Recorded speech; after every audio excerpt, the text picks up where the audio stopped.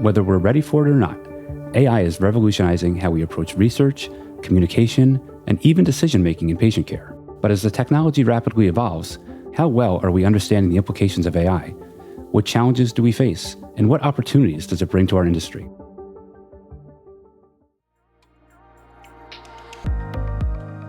This is In Plain Sight, a podcast exploring the biggest questions and trends facing medical, publication, and communication professionals. I'm your host, Rob Mathias, President and CEO of ISMAP. Today's episode is generously sponsored by Avalere Health. In this episode, we're diving into some of the questions you're probably grappling with right now. What AI means for your career in medical publications, its potential to enhance processes, and how can we navigate the ethical challenges it raises? To help us unpack these questions, we're joined by Stephen Griffiths, Publication Head at GSK, Stephanie Preuss, Director of Content Innovation at Springer Nature, and Stephen Rowley, Patient Advocate and Director at Artention. I thought maybe we'd start right from the very beginning for our listeners and just ask, what is the role of AI in generative AI in medical publishing these days? I think AI plays an increasingly important role all over the publication process. So researchers started to use it in their free time, but now we see more and more activities related to the publication process as well. They use it to discover content, to read content, look for references, but also more and more in the writing process for copy editing, also for generating different kinds of outputs, the manuscript text itself sometimes, or smaller pieces to communicate their research. So I think it's all over the workflow, actually. And then, of course, there is a publisher's perspective where we, on the other hand, use AI to do integrity checks, for example, scanning images, journal and review recommendations. I guess it's all over the publication process already. Do you all feel that medical publishing is made more efficient overall by the use of generative AI? I think there might be an initial state where it takes more work because you really need to make sure that everything's correct. You need to review every output that AI is generating. So there might be in the beginning that you even have a little bit of additional effort. But I think once a stable process, a stable human-machine handshake and collaboration between the AI and the human is established, you can really see those efficiency gains coming through. So I guess the role simply changes. So people sometimes are less in an authoring role and probably more in a reviewer role nowadays. But I think the efficiency increases. Will still need some time to really make it through. So a lot of times you see fancy things out there, but then implementation and doing things in practice, I think sometimes it's still a little bit of a way to go. I'm wondering, from your points of view, is there a best case use case for AI? If someone hadn't started using it yet and was like, well, my boss wants me to use AI and I really got to do something about this. This is my goals this year. What use case would you recommend that perhaps they start with? For me, it would be everything around content conversion that it's strongest. I think if you look at writing a paper, for example, that's something still to be explored. But what AI is really good in is summarizing things, translating things from one language to another language, putting something in more simple words.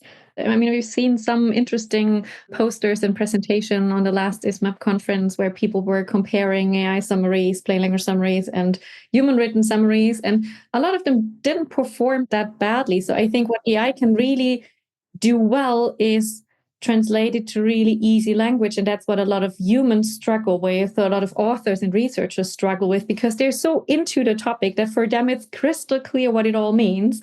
And they can't really relate with a patient perspective or a perspective of somebody that's seeing that really the first time and really is from outside of the field. But for authors, it seems to me it's really easy to do a correction, like a scientific correction. So you give them a plain language summary and say, is this still factual correct? That's a faster task and an easier task for some people than really translating something into easy language. Yeah, I think the translation, from a patient perspective, the translation aspect is really important. So I am involved in an organization called Digestive Cancers Europe, and we represent people with cancers across the continent. And for a lot of people, being able to find the research that might help them is a significant challenge if, your language, your first language isn't English. And so being able to get to the source information in your own language is absolutely a game changer for them. Another I guess example we use at my company is responding to queries and questions around policy, because it's a very complex environment. We've got lots of SOPs. And even if you were, for example, you had a question on authorship, or if someone's out and you may know what's in ICMG or GPP, but you can ask your AI Copilot, right, to retrieve the information, even draft the response. And that's something we're using quite frequently. And it's an easy thing that someone can start doing straight away, rather than, try to write a whole paper based on this huge report. That's something day to day that's happening and can bring in efficiencies for them. It only sounds like the most popular use cases are around synthesis and kind of taking large amounts of complex information and make them simpler. When we think about it, though, it makes me wonder, do there need to be any safeguards? Is it time to turn this conversation over to, you mentioned the word SOP, Stephen, is there SOPs that need to be developed? So what are your thoughts on that?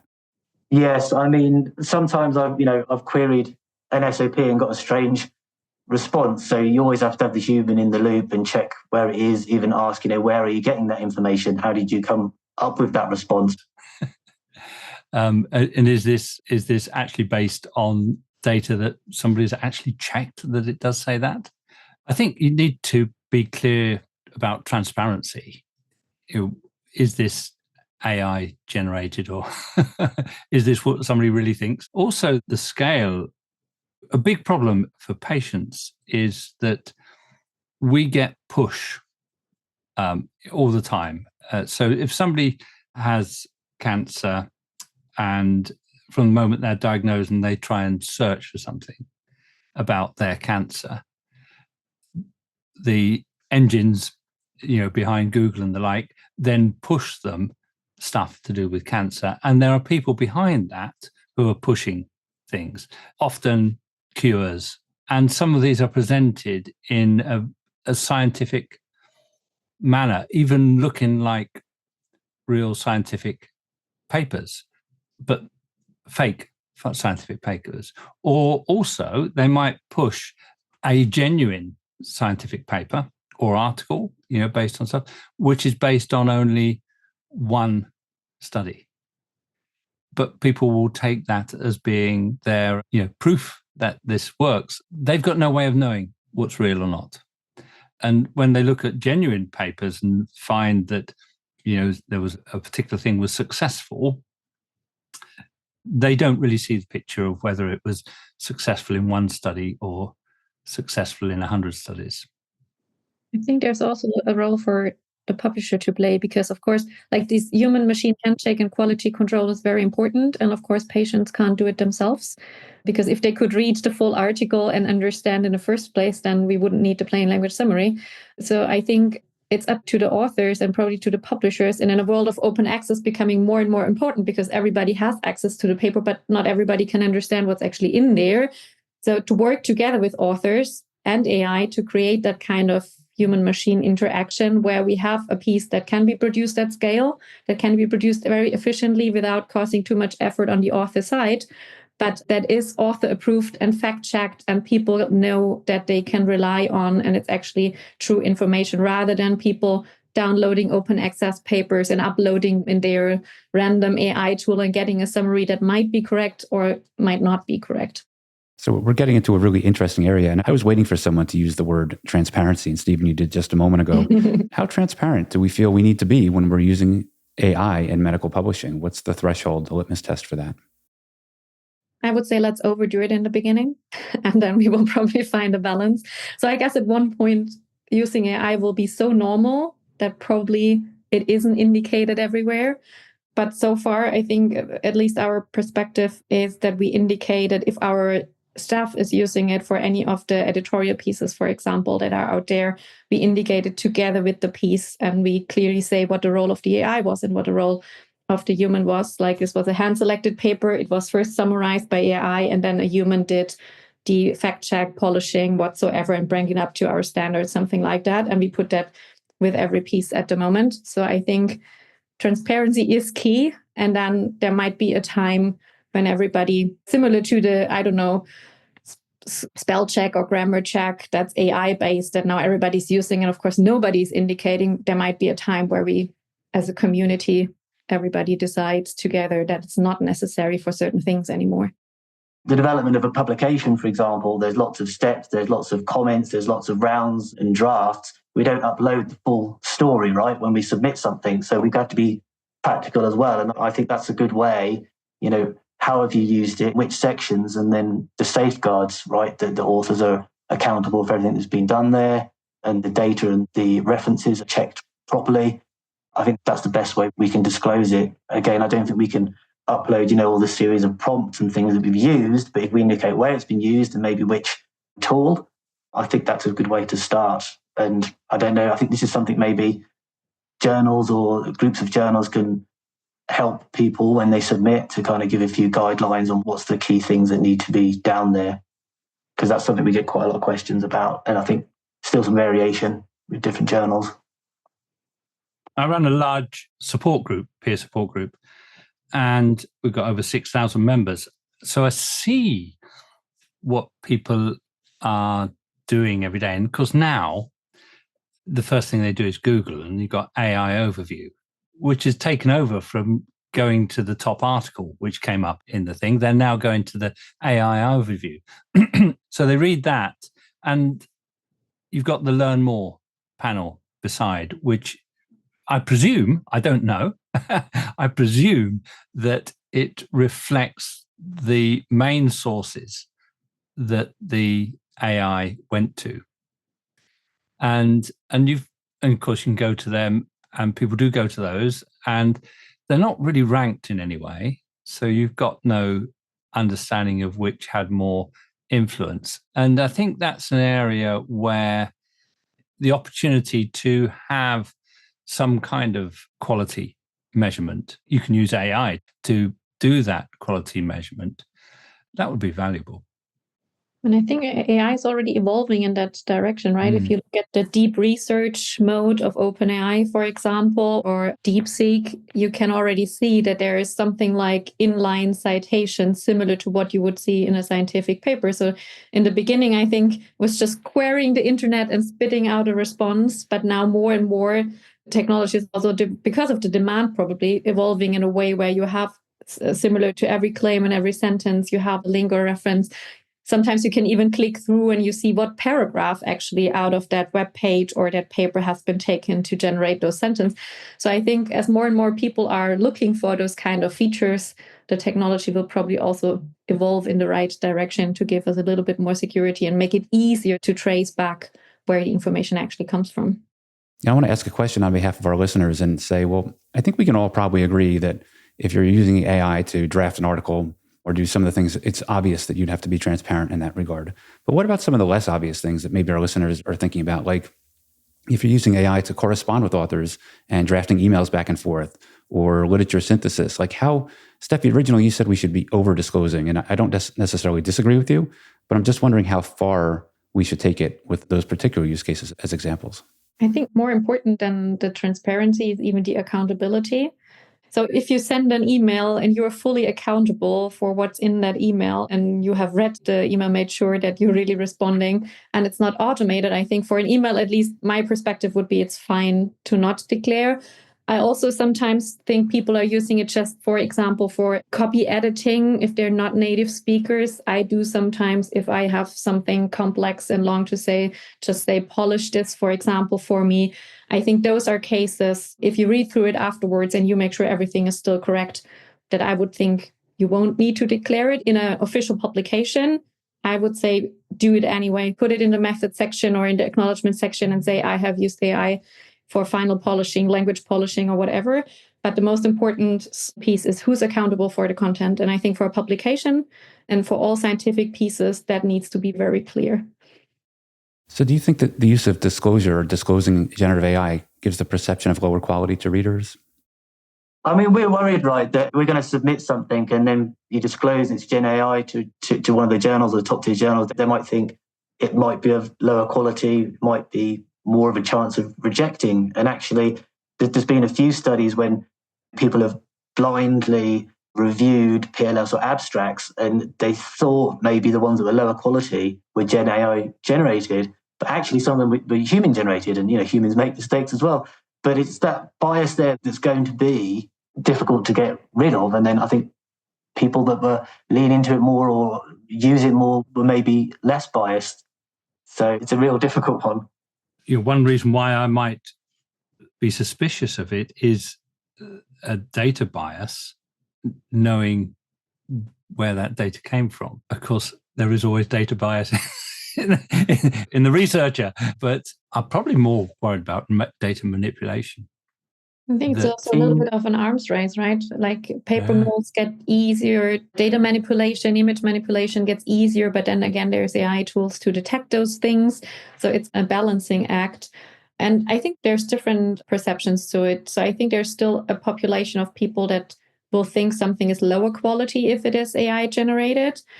But I also think we see more and more that actually it helps researchers to translate their findings into a good publication, especially if they're not native speakers. And it's kind of almost democratizing a little bit the publication process, because there is differences in quality if you look at language and how people are able to present their results, not saying research output quality, but just the quality of the paper.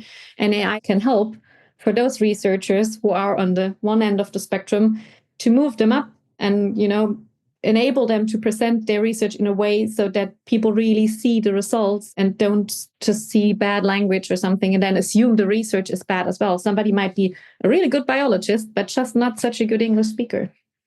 It's an interesting perspective, because a lot of times researchers are very good, as you're saying, at their science, but maybe don't have the corresponding skill to be able to communicate it effectively. And hopefully we'll come to a day and age where AI will help to bridge that gap. But it does come back to doing it effectively and also with that transparency we're talking about. I think there's an element there also of widening the audience.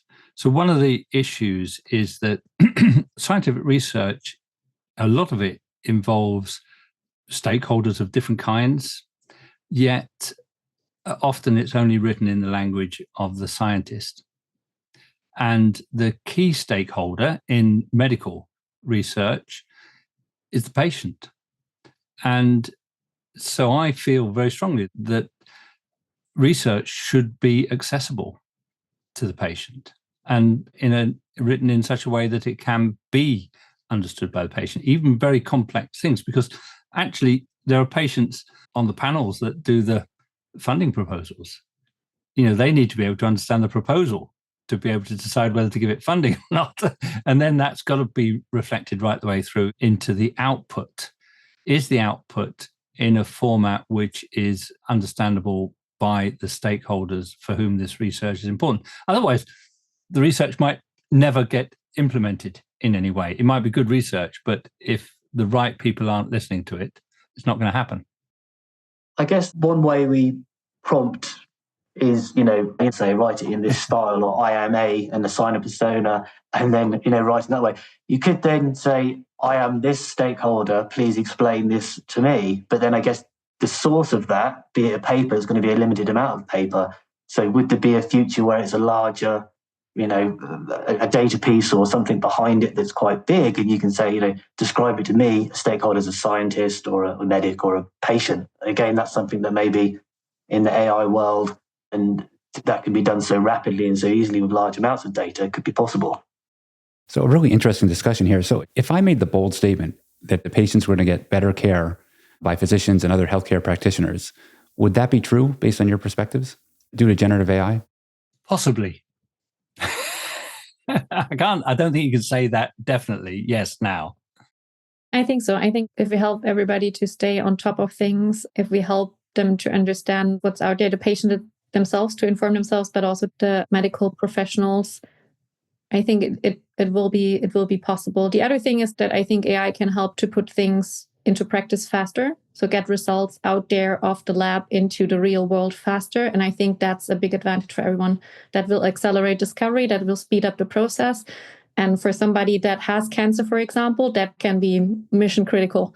I think that's another way AI could have a positive impact. But of course, we need to make sure that people get the right information, like producing something that looks like science but isn't science has become easier than ever. And I think we really need to make sure that there's guardrails and safety measures against the misinformation, because misinformation has never been as easy as it is today with AI technology.